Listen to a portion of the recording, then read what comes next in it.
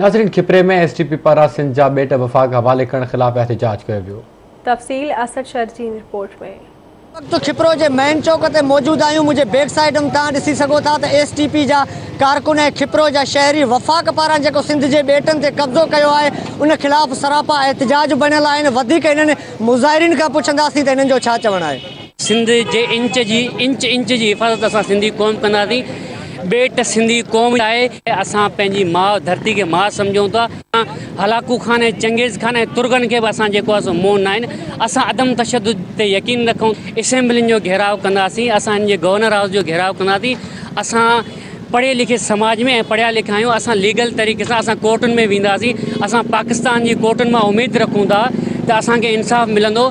पाक तरफ़ां जेका आहे असां सिंध जे बेटनि ते ऐं जेके कब्ज़ा करे उन्हनि खे जेको विराइणु चाहे थी उनखे असां नामंज़ूर कंदासीं। जेको सिंध ते असांजी मेरीअ खे खणी ॾिसंदो उन अखि कढी छॾींदासीं। त गजगो में जेको सिंध जी मिल्कियत सामूंडी बेटनि ते जेके कब्ज़ा करे रही आहे इहो सरासर ग़लति फ़ैसिलो आहे। सिंध सिंधियुनि जी आहे। सिंध असांजी मिल्कियत आहे। सिंध जे समुंड जे अंदरि 14 किलोमीटर अंदरि जेके बेट अचनि था इहे सिंध जी मिल्कियत आहे। इहे असीं कॾहिं बि कोन ॾींदासीं। हिन जे ख़िलाफ़ असीं भरपूर मज़ामती तहरीक हलाईंदासीं। पंहिंजी जान जी कुर्बानी ॾींदासीं पर इहे सिंध जा क़ीमती बेट कॾहिं बि कोन ॾींदासीं। जी बिल्कुलु, अवां मुज़ाहिरीन जूं ॻाल्हियूं ॿुधियूं। हिननि जो चवणु आहे त वफ़ाक़ पारां जेको सिंध जे बेटनि ते कब्ज़ो कयो आहे इनखे असां रद्द कयूं था।